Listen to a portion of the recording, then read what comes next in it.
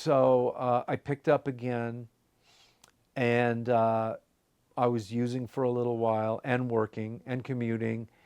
And then one night, um, I did the bright idea of taking two Xanaxes before I went to work.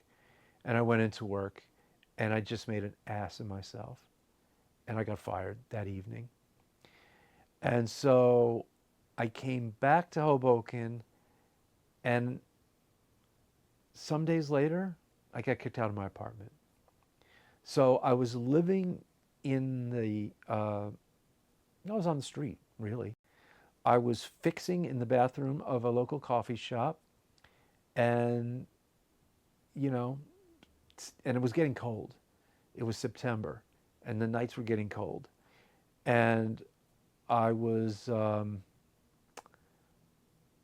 just went out and bought a lot of drugs one evening, and I started to get that idea of like taking my own life. I said, like, why, John, you screwed up again. You found yourself back in this vicious cycle.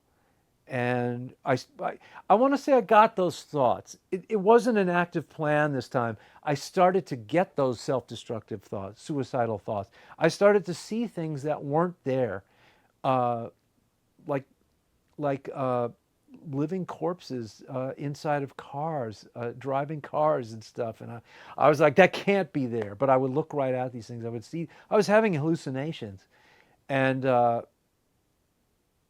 finally just said, I don't want to do this anymore. I've got to just put this shit down. I've got to get rid of these drugs, and I've got to do the next right thing, you know? And so a friend of mine said, you can come down here and get straightened out. And I said, great. So I went to the train station. I took all my perfectly good drugs and all my needles and all my tourniquets and all my alcohol swabs and all that jazz, and I just threw it all away.